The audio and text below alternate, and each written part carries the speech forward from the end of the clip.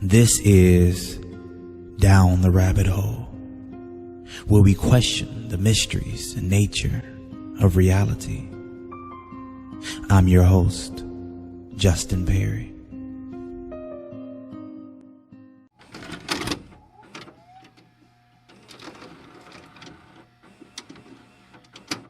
The setting, the mid-1990s.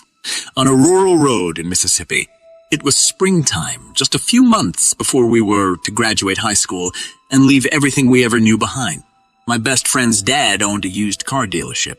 The previous week, he'd gotten a small, sporty Mazda convertible. His dad liked to give his new cars a week or so of running around to make sure he wasn't selling any lemons, so he gave us the keys and sent us off to give it a test drive around the rural backroad outs of the Pine Belt, with heartfelt promises from both of us we would be safe and definitely not speed or drive irresponsibly. A promise we kept to the next intersection before zooming out of sight. We'd been driving around for about an hour before coming to this one section of two-lane highway that ran through a floodplain for a small, muddy water creek. The road was on an embankment, so it wouldn't flood every time it rained, so there were steep 15-foot-high drop-offs on either side of the road. There's no pulling over to the side of the road if you were to break down on this section of roadway. The stretch we were on was straight, but had a small hill that crested at about the halfway mark of this half-mile or so of asphalt. We had been enjoying our freedom and broken promises to his dad, and this particular moment was no different. We quickly ran up to a car that was very likely going the speed limit, but they were driving way too slow for us in that little Mazda. My friend and I looked at each other with a grin. He downshifted and gave it plenty of gas, eager to leave the slower car in our dust. As we crested a hill, a blur of metal appeared in our lane, barreling towards us at an alarming speed. We weren't even 100 feet from the other car coming straight at us. I distinctly remember the driver in that car bracing himself, his eyes wide, knowing his options for avoiding a collision were 0 to none. My best friend and I yelled, "Oh shit," in unison as I squeezed my eyes shut, bracing for the inevitable collision. There's no way we could have missed that car. I saw the driver's eyes. He was so close. Impact was inevitable. Except the sickening explosion of metal crunching against metal at high speed never came. I opened my eyes and looked to my left. I saw my friend's arm nonchalantly resting on the door, his mouth open as he sang along to the Gin Blossoms' Follow You Down. It was a beautiful day, the roof down, the radio blaring, not a car in sight, not even the one we attempted to pass. I blinked a few times, looked again to make sure I was believing what I was seeing, not wanting to hear my friend gloat about how awesome of a driver he is. I didn't ask him how he avoided the other car. He didn't even seem fazed about it. I'm a skeptical man, but that incident was one of two things in my life I simply cannot explain. In our 30s, when we happened to find ourselves in the same town one evening, we met up for beers. Between asking about our careers and family, I brought up the incident again. Remember that time your dad gave us the Mazda to drive around, and how we almost hit that car? He thought about it for a second, and I saw the blood drain from his face. "Holy shit," he said. "I remember that. What the hell happened?" I told him I didn't know, but I had hoped he would have filled in the blanks. I felt an ice-cold chill race up my spine. This past year, he brought his family to my town for a vacation. They came to my house for dinner, and I wanted to tell our wives this story and have him tell his side of it all. This time, my friend seemed to have no recollection of it, as if his mind had completely erased of the experience. Even when I reminded him of our previous conversations about it, he looked at me with a blank stare, as if he had never heard the story before. And so, the mystery of that near accident on the backroads of Mississippi remains unsolved, a strange and inexplicable memory that haunts me to this day, a mystery that seems to get stranger as the years go on.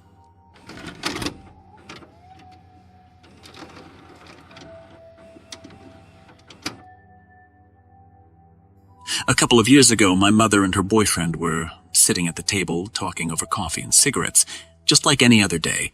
Her phone rings, and she's shocked to see it displaying her boyfriend's face. They look at each other with a bewildered expression, and she answers it. "Hello, who's this?" "It's Joe." How can that be? I'm looking at you sitting right beside me. The phone call ended, caller hung up, and there was an uncomfortable pause. We were shocked, and she swears up and down that it was his distinct voice.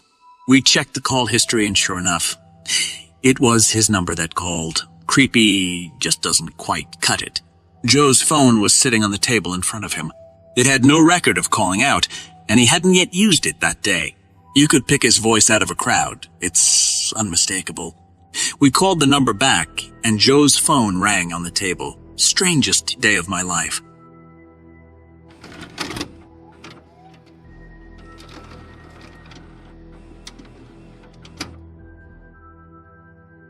A couple of years ago, I lost a ring my grandmom got me for Christmas.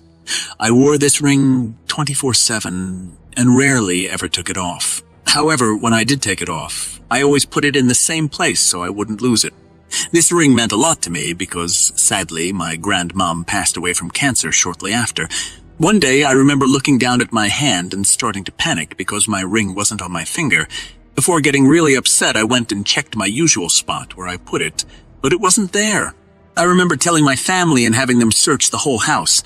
Anyways, I lost it a couple weeks before Christmas, so they told me they'd get me another. After they told me this, I went down my basement to do my wash, and when I was putting my clothes in the dryer, I felt something hit my head and fall onto the floor in front of me. Lo and behold, it was my ring. It literally fell out of thin air. I told myself it was a little message from my grandmom, but it was one of the weirdest things. Still to this day, I think about it.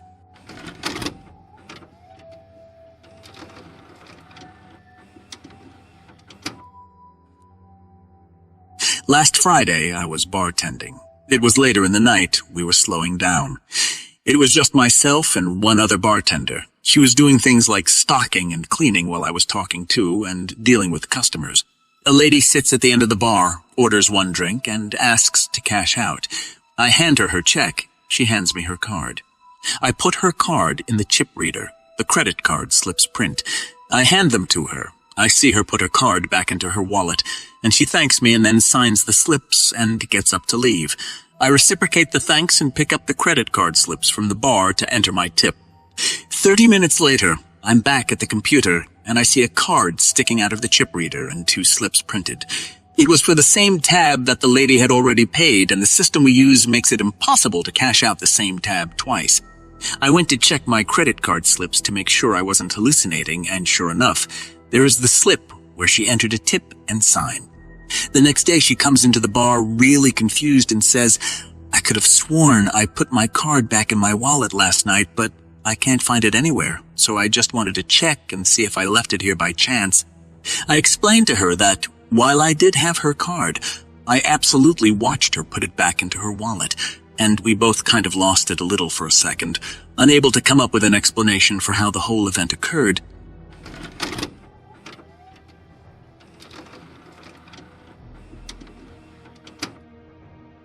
Background. I have a young cat who is really smart and really naughty.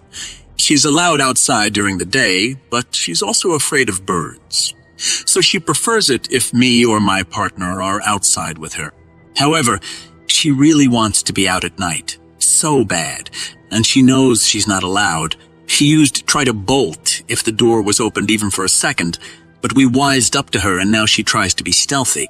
It doesn't work on me because I've got her number, but my partner can be oblivious sometimes, and she'll take the opportunity to slip out. I like to read, smoke, and drink on the back deck at night, and there's a huge glass panel door that she can jealously watch me through. Sometimes she stays by the door the entire time, especially when the moths are out, but sometimes she gets bored and goes to her spot on the couch. And now for story time. One night, I'm out reading and drinking, and I hear a soft thump on the deck. I look up, and there she is, that little rat. I start scolding her for being out at night, assuming my partner accidentally let her out. And she ignores me, doing her usual routine of standing up on her haunches and smelling this particular spot on the wall. It's an unusual posture, and it looks really funny and distinctive. As I'm still scolding her, she meanders under the table just out of my reach. I look under, but she seems to have disappeared into the shadows. I know she'll eventually want to come back in, so I don't pursue her. That just makes her stay away. So I get up to go in and refill my drink and berate my partner.